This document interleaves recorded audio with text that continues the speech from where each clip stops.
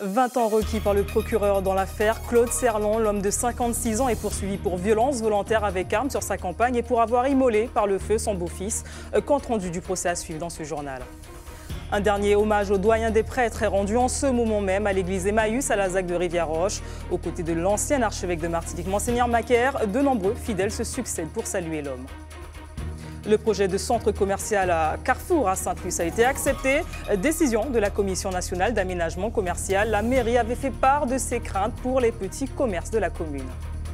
Qui en veut au symbole de la lutte syndicale martiniquaise? Militants et sympathisants se posent encore la question. Dans la nuit de mardi à mercredi, la statue à l'effigie de Victor Lafont a été profanée devant la maison des syndicats.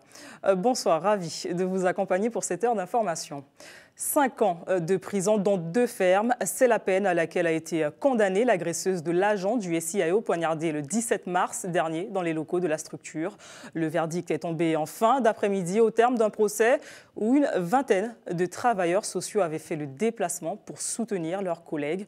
On écoute l'entretien réalisé par Hélène Reynaud, de l'administratrice principale du service d'accueil.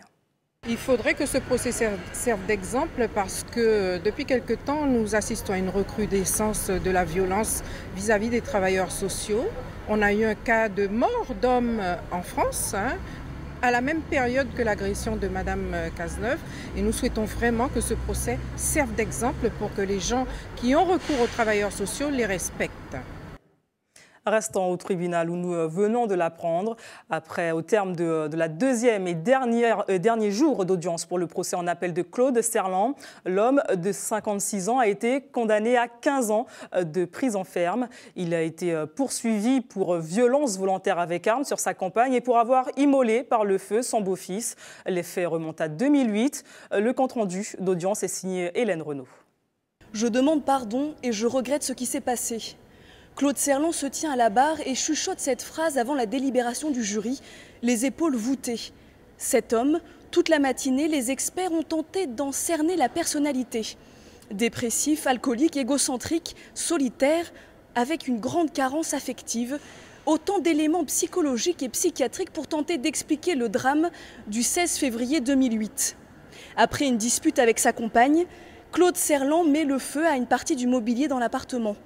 Jonathan, son beau-fils, tente de l'éteindre, mais Claude Serlan l'asperge avec de l'essence. Le jeune homme de 19 ans prend feu et décède 1 mois plus tard. Aujourd'hui, pendant toute l'audience, la mère de Jonathan garde les yeux fermés, serrée contre 2 de ses enfants. Revivre le procès une deuxième fois lui est insupportable. Je vous propose de l'écouter. Pour une maman, c'est très difficile parce que on a l'impression comme si vraiment justice n'a pas été là, ça n'a pas été fait pleinement. Tout ce que je veux aujourd'hui, que justice soit faite.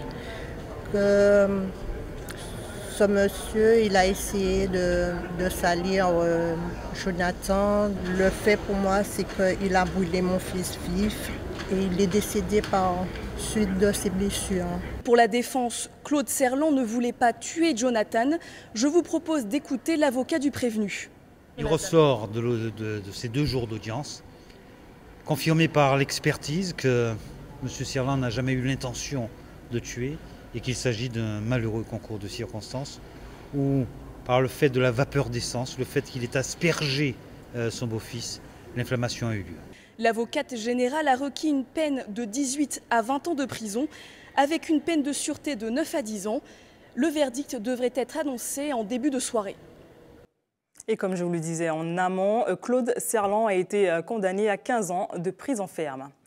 Un dernier hommage au doyen des prêtres est rendu en ce moment même à l'église Emmaüs à la ZAC de Rivière-Roche.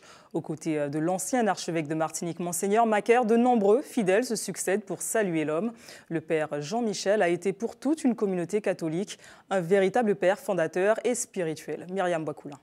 Surtout, c'est un ami, c'est quelqu'un qui m'a transmis quelque chose de mon être antillais, mon être martiniquais. Alors ça, c'est là-dessus, c'est un père spirituel, c'est quelqu'un dont je suis très très proche, c'est pour ça que j'ai écrit sa vie, j'ai voulu écrire sa vie, en tout cas plus qu'écrire sa vie, relater son témoignage, parce c'est un témoin de l'Église, c'est un témoin de toute la mémoire de l'Église et de la mémoire des Antilles, et pas simplement de la mémoire du XXe siècle, parce qu'on peut dire que c'est lui le XXe siècle, enfin il incarne le XXe siècle de l'Église catholique, mais c'est aussi une mémoire qui précède, parce que c'est un historien. J'aimais l'entendre et j'aimais écouter ses enseignements. Voilà. Il a bien vécu, il a bien fait son travail, donc là maintenant il mérite sa récompense. J'écoutais ses enseignements pratiquement tous les dimanches et les dimanches après-midi.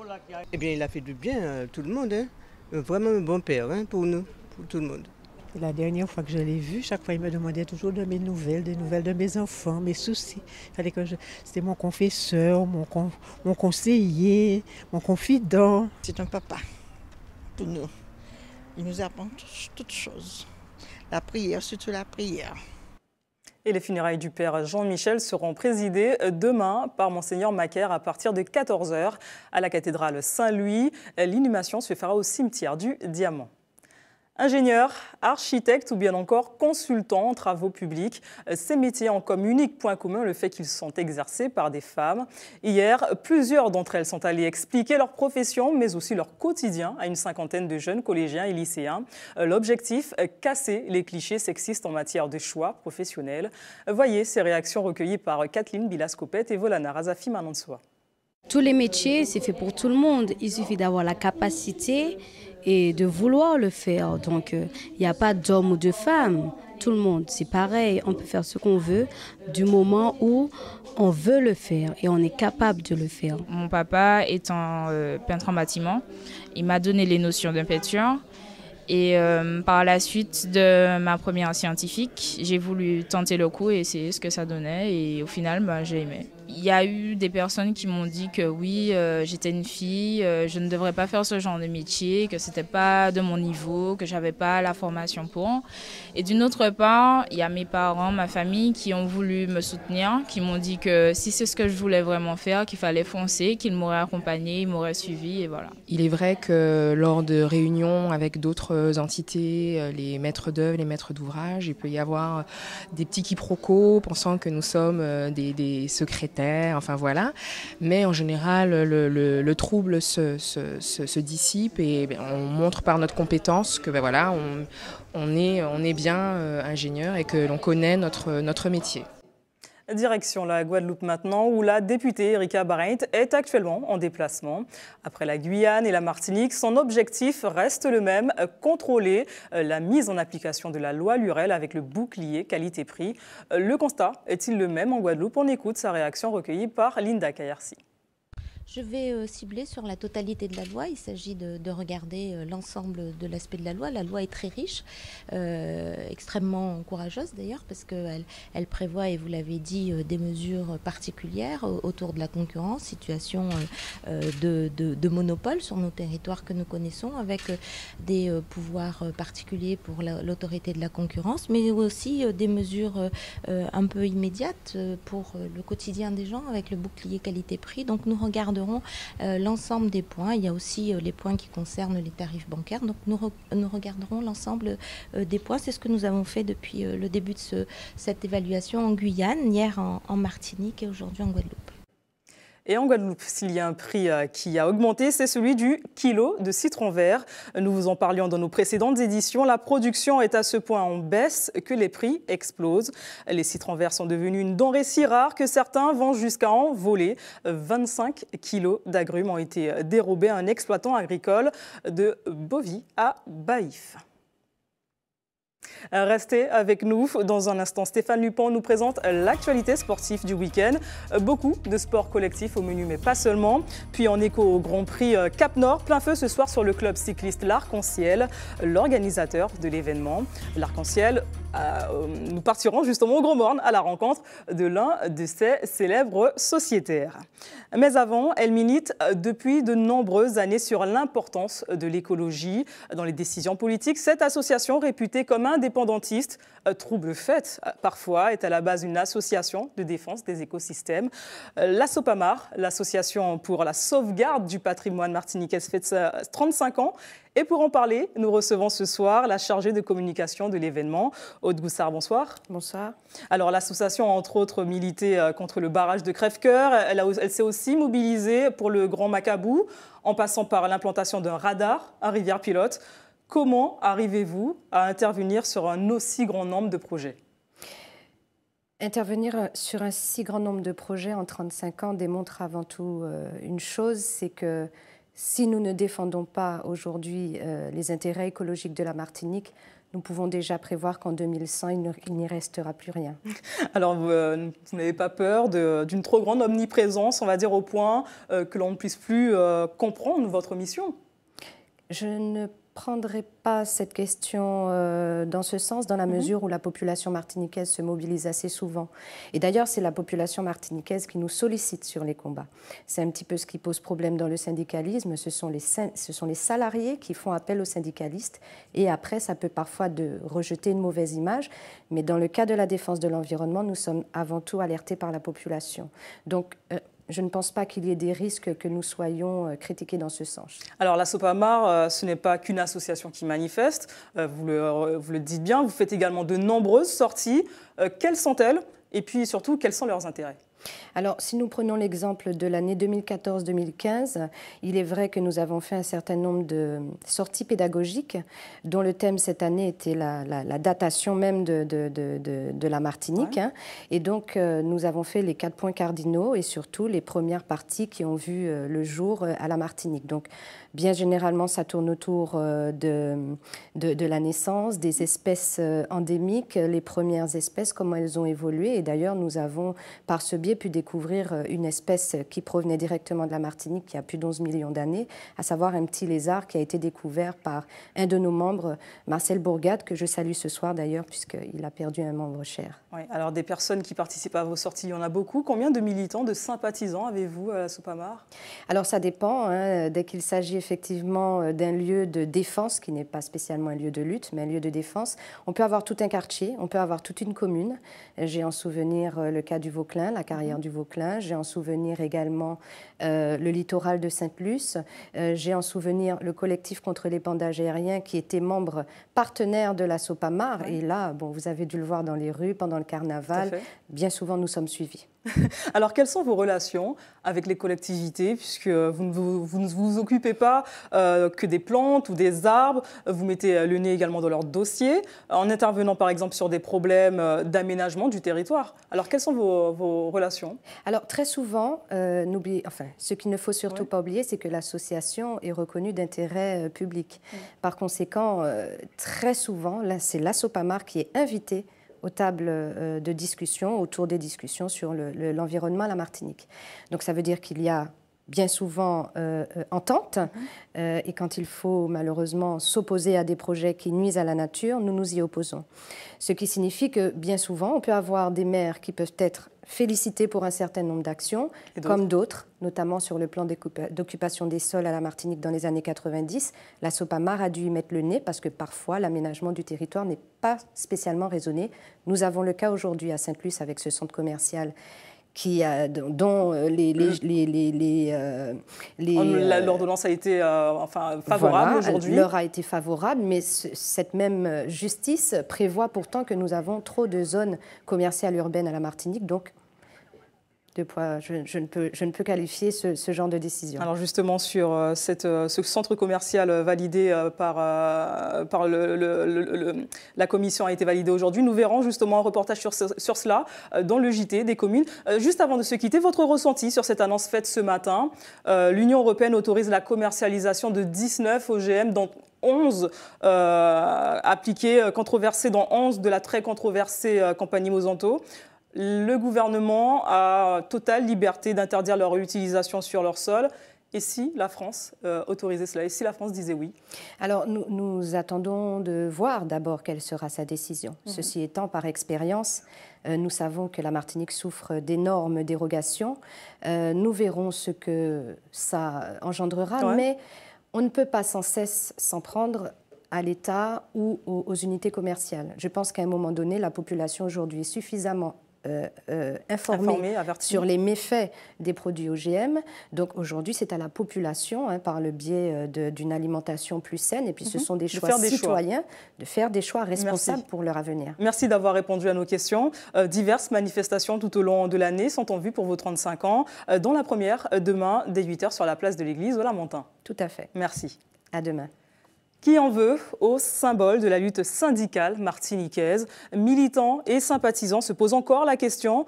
Dans la nuit de mardi à mercredi, la statue à l'effigie de Victor Lamont, érigée en 2005 à l'occasion de son centenaire, a été profanée devant la maison des syndicats. Victor Lamont a été l'un des pionniers du syndicalisme martiniquais. On fait le point avec Guy Raphaël-René et Elodie Toto.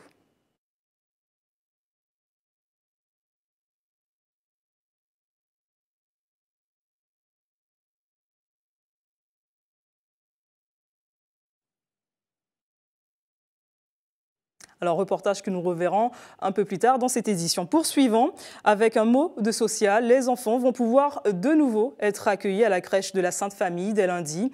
Le mouvement de grève a été suspendu hier soir. Le protocole d'accord signé prévoit l'étude d'une revalorisation des salaires et la réalisation d'un audit financier.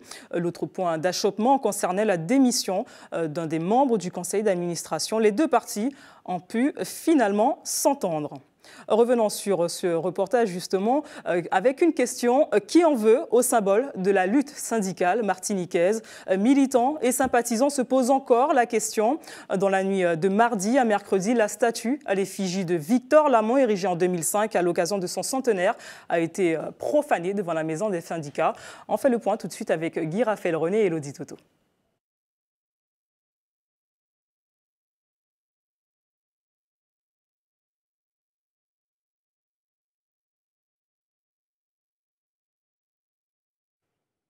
Poursuivons avec une page sportive, ce sont les aléas du direct. Parlons sport tout de suite, comme chaque vendredi avec Stéphane Lupon.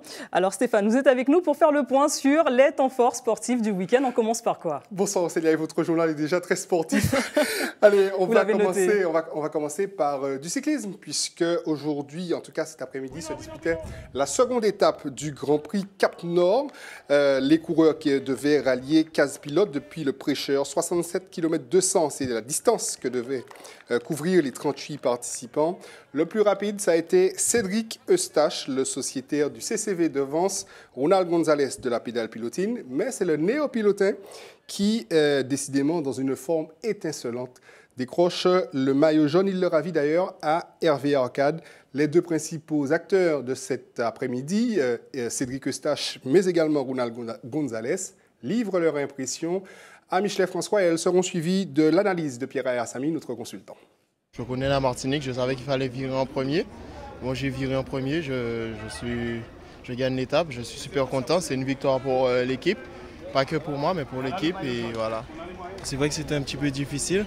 Bon, j'ai giré et il y avait le maillot jaune qui devait rouler. Bon, c'est chose faite, j'ai roulé quand il fallait, je me suis retrouvé devant. Sí, bueno, merci. De verdad, una etapa bastante complicada. Pour la montée. La tactique de la pédale pilotine, c'était d'envoyer Salinas à l'avant, qui est resté très longtemps à l'avant. Et lui, il contrôlait le reste du groupe avec le maillot jaune qui était Hervé Arcade. Et puis sur la fin, donc, il attaque dans la dernière montée pour lâcher Hervé Arcade et puis pour venir franchir la ligne d'arrivée en deuxième place. Ce qui fait qu'il remporte ce maillot jaune. Il aura ce maillot jaune demain. La pédale pilotine a eu une très belle tactique cet après-midi, puisqu'ils ont envoyé Salinas très tôt à l'attaque. Donc Salinas qui a fait une bonne partie de l'étape devant. Et puis derrière, Gonzalez, il faisait une course d'attente avec notamment Arcade et puis Peña et puis tous les autres coureurs du peloton, en tout cas les favoris. Et puis dans la dernière montée, quand il a vu qu'on était revenu sur Salinas, d'abord avec Eustache, Gonzalez a attaqué pour aller chercher ce maillot jaune. Et aujourd'hui, donc c'est encore une belle stratégie de la pédale pilotine de Gustave Joachim Arnaud avec Ronald Gonzalez qui partira demain avec ce maillot jaune de leader sur ce Grand Prix Cap Nord de l'Arc-en-Ciel du Gaumont.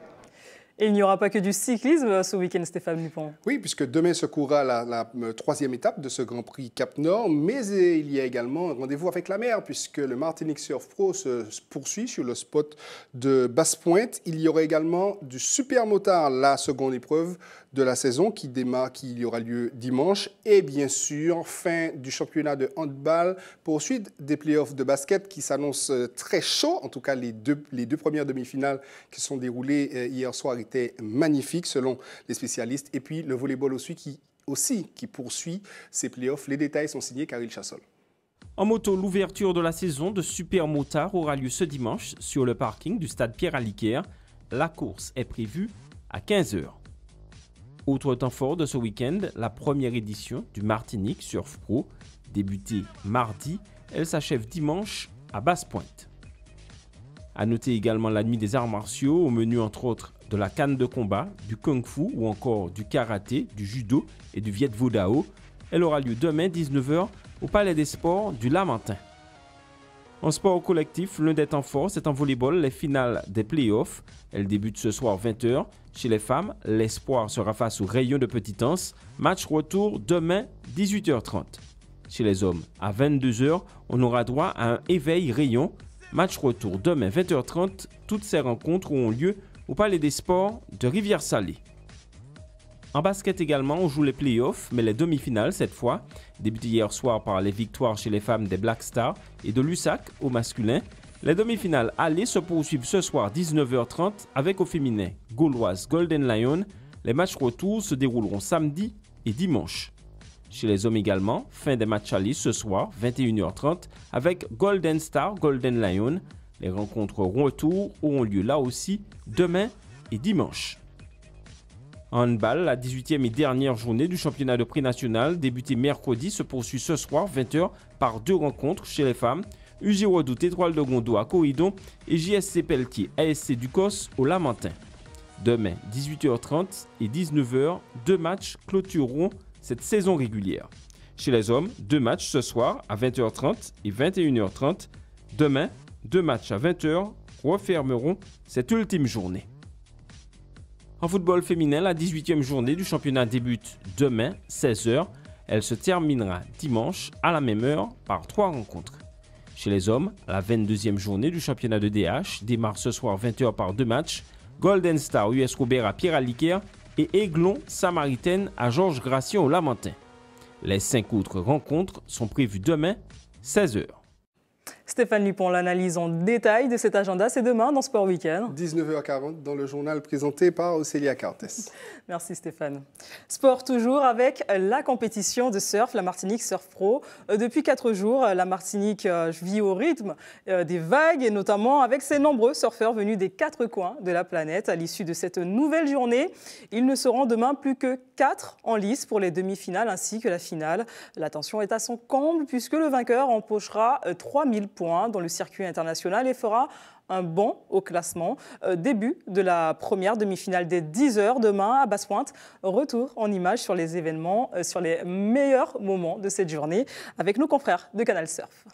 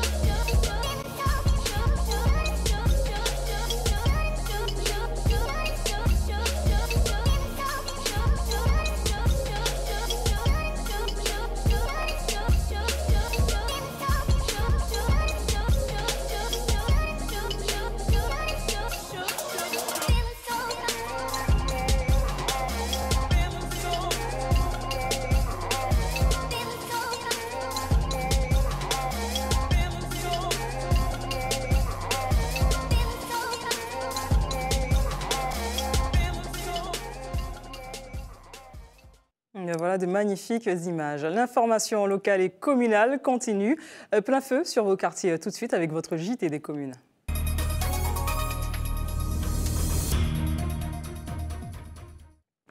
Direction Fort-de-France, en tentant une nouvelle fois de répondre à cette question.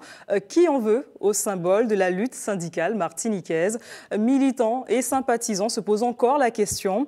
Dans la nuit de mardi à vendredi, la statue à l'effigie de Victor Lamont, érigée en 2005, a été profanée devant la maison des syndicats. On fait le point avec Guy Raphaël René et Elodie Toto. Arraché à son socle, le buste de Victor Lamont a été abandonné au sol comme un objet quelconque. Mercredi matin, à la découverte du monument vandalisé, c'est la stupeur chez les militants. Ceux qui ont fait cet acte se sont pris au symbole qu'ils représentent. Ce symbole, c'est la lutte des travailleurs contre l'exploitation et l'oppression et le refus de courber l'échine. Et ça se produit dans un moment où, précisément, il y a eu des luttes assez dures et où on a entendu un certain nombre de personnes du patronat parler des mouvements syndicaux en termes de crimes économiques. Plus qu'un simple militant, Victor Lamont a été la figure emblématique de l'action syndicale et politique, fondateur de la Caisse générale de sécurité sociale de Martinique. Pourtant, son nom semble échapper à la mémoire collective. Victor Lamont, est-ce que ce nom-là vous dit quelque chose? Non, pas du tout. C'était un syndicaliste dans les années 1960-70 à peu près. Est-ce que vous connaissez Victor Lamont? Non, je ne connais pas. Un militant dont l'engagement fut exemplaire selon les témoignages. L'homme avait renoncé à son travail au profit de la défense des travailleurs.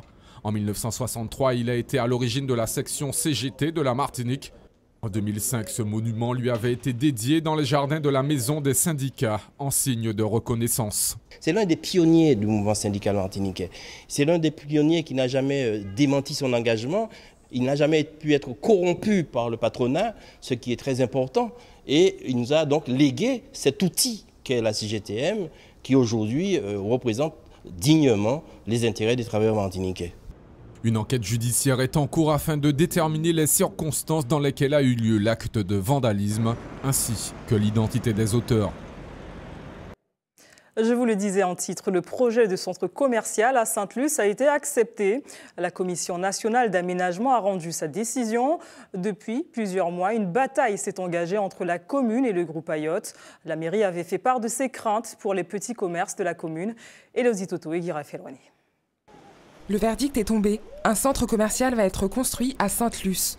Il comprendra un magasin Carrefour de près de 2500 mètres carrés. Pour la manager du Carrefour Express, situé à seulement quelques mètres du futur complexe commercial, cette décision a été un coup de massue. Nous avons 9 employés quand même, donc je ne sais pas si vous vous rendez compte, c'est quelque chose d'assez important. Donc ce sera 9 chômeurs en plus. Donc non, on va se battre.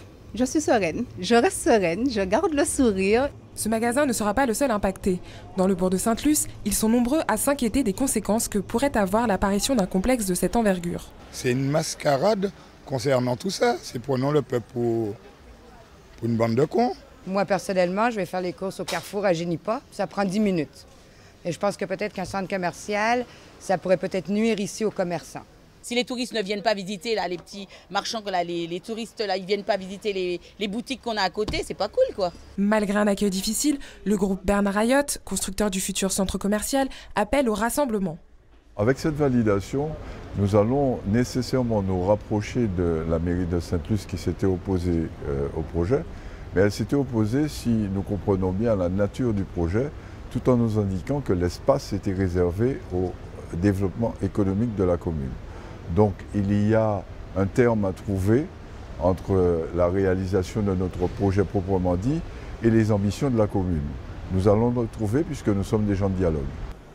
Mais pour la ville, ce litige dépasse la dimension économique. Nous allons nous servir nous aussi de recours et tous les moyens possibles pour pouvoir empêcher que Sainte-Luce perde son âme. Parce que ce n'est pas simplement défendre 2-3 commerces, c'est de défendre la trame sociétale d'une ville qui fonctionne très bien et que tout le monde envie.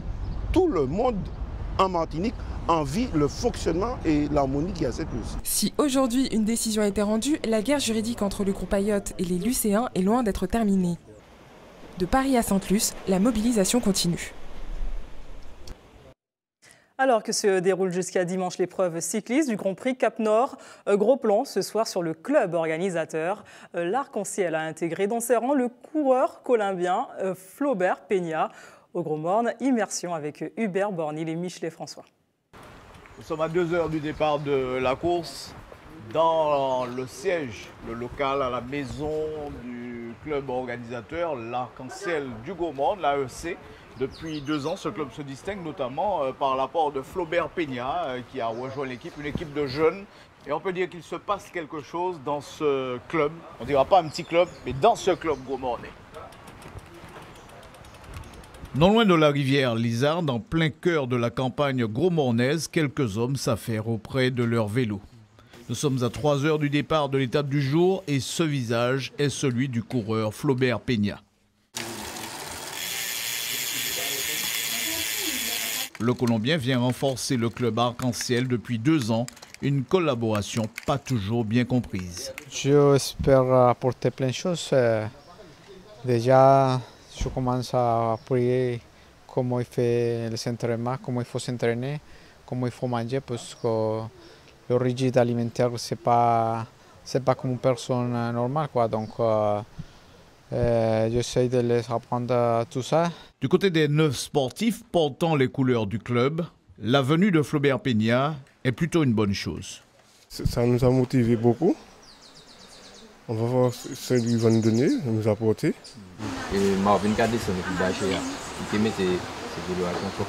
Au sein du club, là, nous faisons 9 ans pour l'avenir. Donc, nous sommes des jeunes qui sont un club là.